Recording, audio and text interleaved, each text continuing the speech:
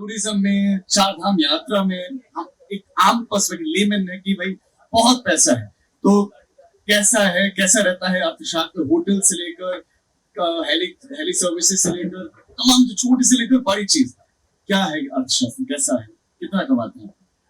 देखिए, मैं इस प्रश्न के उत्तर में थोड़ा सा आपको इतिहास में ले चलूंगा कि आज से 50 साल पहले चार धाम यात्रा जो होती थी तो बहुत बुजुर्ग और सीनियर सिटीजन लोग जाते थे। रोड प्रॉपर नहीं थी, लोग पैदल जाते थे। तो उस समय जो यात्रा का जो ऑब्जेक्टिव था वो बहुत डिफरेंट था और बहुत कम लोग यात्रा करते थे।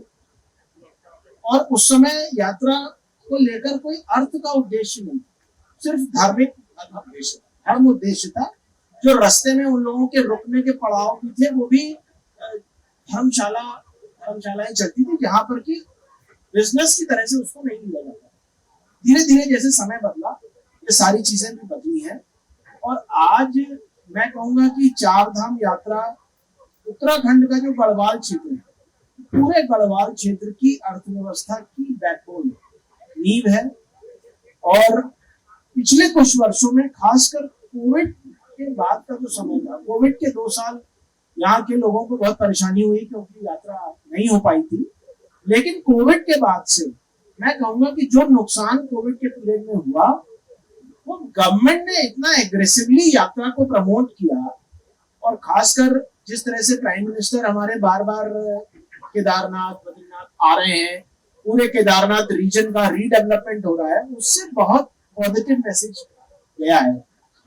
और स्टेट गवर्नमेंट ने भी उसको फॉलो किया। इंफ्रास्ट्रक्चर में मैसिव इंप्रूवमेंट हुआ है। ये जो चार धाम ऑल वेदर रोड बनी है और भी बहुत सारी सुविधाएं जो बनी है, उसकी वजह से यात्रा में आप देखेंगे कि पिछले 3-4 सालों में मल्टीपल इंक्रीज हुई है जो आने वाले यात्री है उसमें। तो उसकी वजह से बहुत सारे नए होटल बन गए हैं, बहुत सारी लोग टैक्सी चला रहे हैं, कोई होटल चला रहा है, कोई रेस्टोरेंट चला रहा है, कोई ढाबा चला रहा है। तो एक पूरी लोकल इकोनॉमी पे बहुत जबरदस्त बूस्ट इस समय चार धाम यात्रा से मिला है। और मुझे एग्जैक्ट नंबर्स नहीं पता, बट मुझे लगता है उत्तराखंड के जीडीपी में भी चार धाम यात्रा का जो कंट्रीब्यूशन है उसमें सब्सटेंशियल इंक्रीज हुई है पिछले 3 सालों में। बढ़ोतरी हुई है। मैं आपसे ये जानना चाह रहा हूँ कि चार धाम यात्रा में अब तो नंबर्स भी बढ़ गए, लोग पर्यटक ये श्रद्धालु आप कहेंगे कुछ ज्यादा संख्या में आ रहे हैं, तो जो बड़े बड़े होटलियर्स हैं, ट्रांसपोर्ट वाले हैं, उनको ज्यादा फायदा होता है या फिर जो लोअर, जो सबसे छोटा व्यापारी कारोबारी जो ठेला लगा हुआ है उस तक भी फायदा होगा? उत्तराखंड के पहाड़ी लोगों के लिए भी क्या इससे रास्ता खुला है? क्या उनके लिए भी क्या उनके लिए है कुछ स्कोप यहाँ पर, उनका भी हो रहा है? तो ये देखिए, बहुत अच्छा आपने सवाल पूछा है।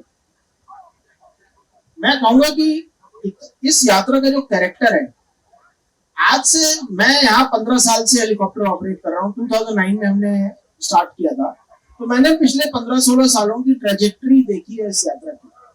पहले जो हाई एंड टूरिस्ट है वो कम आता था, वो ज्यादा नहीं आता था। मिडिल क्लास और नॉर्मल लोग जो बसों से चलते हैं और धर्मशालाओं में रुकते हैं, वैसे यात्री ज्यादा आते थे।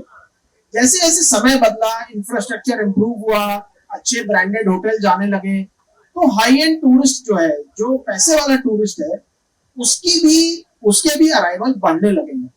तो मैं आपको बताऊंगा कि पिछले 4 सालों में मेरा अनुमान यह है कि लगभग 10,000 रूम ऐड हुए हैं पूरे गढ़वाल रीजन में, चार धाम सेक्टर में। और इस 10,000 रूम में 5 स्टार होटल्स भी हैं, 3 स्टार होटल्स भी हैं, 1 स्टार भी हैं, 5-5, 10-10 कमरे के लॉज भी हैं। और इसमें बहुत बड़ा फैक्टर, इनफैक्ट जो मेजॉरिटी है वो लोकल लोग हैं जिसके किसी के पास 2 नाली जमीन थी, किसी के पास 3 नाली जमीन थी।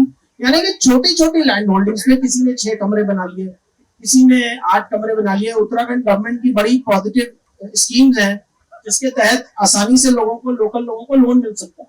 जैसे वीर चंद्र सिंह गढ़वाली योजना यहाँ पे चलती है। तो मैं देखता हूँ कि मैं जहाँ काम करता हूँ केदारनाथ एरिया में या बद्रीनाथ सेक्टर में, सैकड़ों लोगों ने इन योजनाओं का लाभ उठा के लोन लिया है और अपने घर की जमीन पे 4 कमरे, 6 कमरे, 8 कमरे बना दिए हैं और वो सब सीजन में बिल्कुल फुल रहते हैं।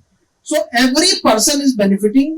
बिल्कुल लोएस्ट लेवल का आदमी भी बेनिफिट कर रहा है और हाई एंड लोग भी बेनिफिट कर रहे हैं। आप इकोनॉमी के दृष्टि से भी ज्यादा से समझा पाएंगे। इसमें बहुत महत्वपूर्ण सवाल है कि अभी उत्तराखंड में भू कानून को लेकर एक बड़ी बड़ा प्रोटेस्ट हुआ, फिर उत्तराखंड सरकार ने फिर स्टे लगा दिया, मुख्यमंत्री ने स्टे लगाया कि कोई भी बाहर का व्यक्ति जमीन नहीं ले पाएगा।